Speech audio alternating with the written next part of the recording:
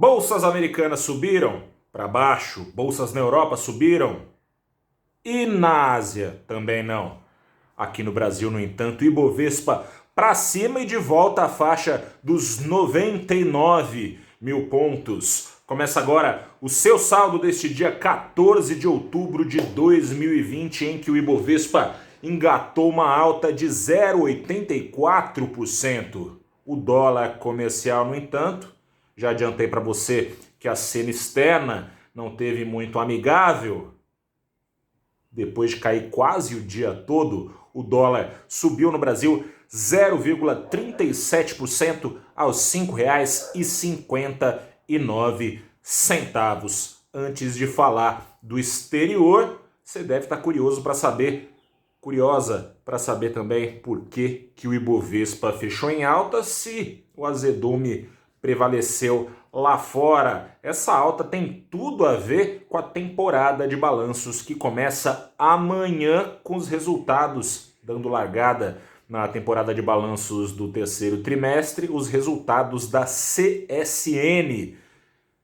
As expectativas são de que o pior já tenha ficado, pelo menos o futuro ninguém sabe, mas até aqui pelo menos que o pior tenha ficado no segundo trimestre. Existe uma expectativa positiva em relação aos números do terceiro trimestre e o reposicionamento dos investidores em suas carteiras ajudou o Ibovespa a subir. Ações como, por exemplo, da PetroRio, que no último mês de estreia da petroleira no Ibovespa, foram das que mais apanharam, subiram com força hoje. O petróleo ajudou, tem uma expectativa aí de cortes mantidos de produção na OPEP, preço do petróleo para cima. A PetroRio foi a grande beneficiada, ficou na vice-lanterninha do Ibovespa, mas teve outras ações subindo bem. JBS na liderança. JBS, na verdade, foi ajudada aí pela própria agenda, a controladora dela nos Estados Unidos, admitindo corrupção,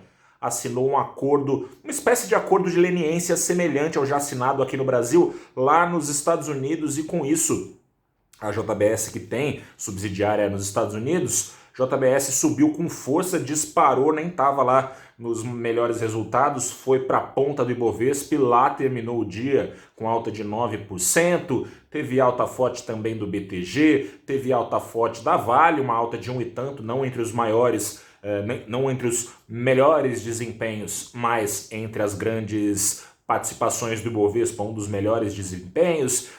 Também teve, nesse quesito, ações da B3 subindo bem, 2,80 e tantos por cento, uma perspectiva de receitas mantidas por um bom tempo por lá na Bolsa, por causa dos juros baixos. Afinal de contas, por mais que os juros possam até vir a subir no médio, longo prazo aqui no Brasil, dificilmente vai subir o suficiente para tirar a atratividade da Bolsa. Isso é bom para a B3 como empresa, também ajuda a explicar, em meio à calmaria aparente, pelo menos em Brasília, ajuda a explicar o incentivo para investidores irem atrás dos riscos da Bolsa brasileira, com juros tão baixos como nunca antes neste país. A renda fixa segue meio de lado aí pelo investidor, dificilmente vai tirar a atratividade da renda variável aqui no Brasil e no mundo todo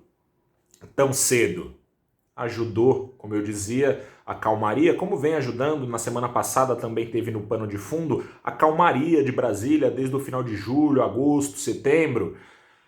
Muito tumulto, né? Desde os tempos de Renda Brasil, que virou cidadã, teve cartão vermelho, teve pedalada fiscal, contabilidade criativa também proposta, enfim, aquela confusão toda, bate-cabeça, Guedes propondo coisas, depois despropondo, falando que não era com ele, o presidente Bolsonaro tirando a autoridade ali da equipe econômica, enfim, essa confusão toda faz alguns dias que saiu do noticiário.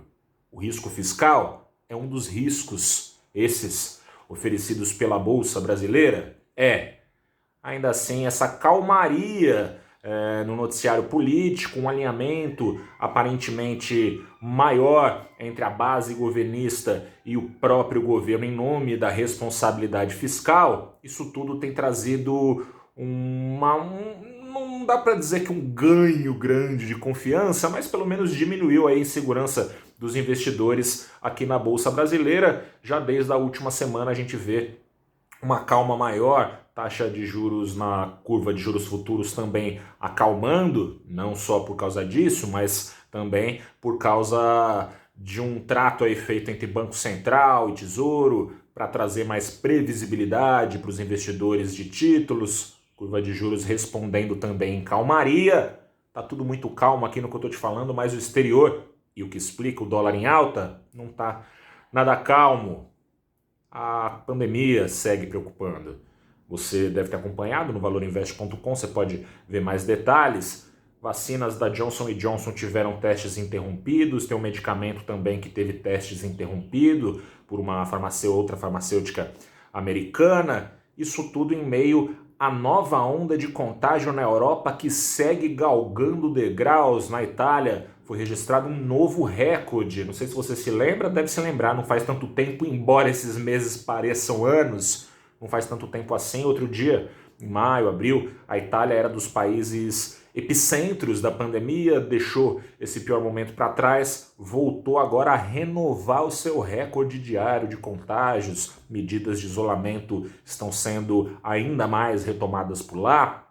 Na França, há 5 dias, recorde foi batido também de novo. Estado de calamidade foi decretado hoje na França, o que permite ao governo baixar novas medidas de isolamento se necessário, e ao que parece é necessário rapidamente. Enfim, a pandemia traz preocupações, bolsas na Europa para baixo, um sinal, uma outra subiu, Madrid subiu, a Itália surpreendentemente subiu um pouquinho também, mas a maior parte delas ou para baixo ou perto da estabilidade.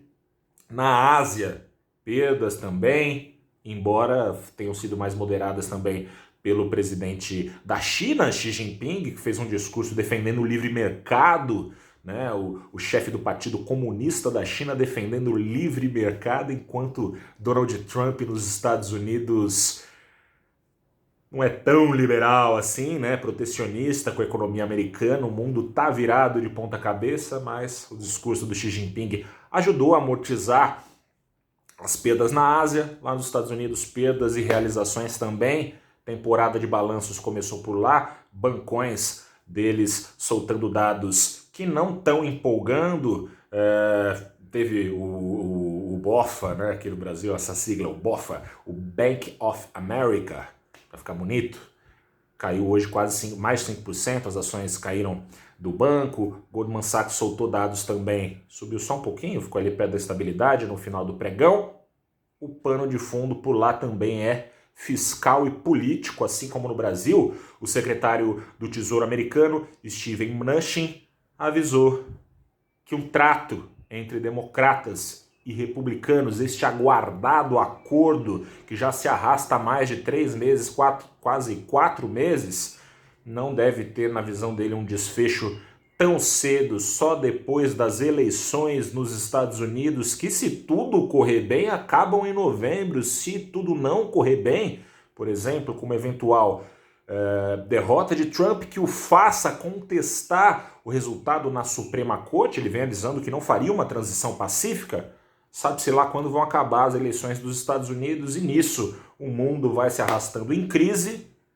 Presidente do Banco Central americano, ao longo desses meses de crise, vem dizendo semana sim, semana não, outra também, que sozinho ele não vai fazer verão, é preciso a Casa Branca meter a mão no bolso. Mas numa democracia, e que bom que as democracias existem, o Congresso precisa concordar, e esse nó no Congresso americano tende a trazer ainda muita incerteza. Volto amanhã para te falar se melhorou ou não o apetite por risco no exterior, e para te falar também como é que o mercado brasileiro vai se comportar neste primeiro dia de temporada de balanços aqui no Brasil. Eu sou Gustavo Ferreira, repórter do Valor Invest. Boa noite, bom descanso.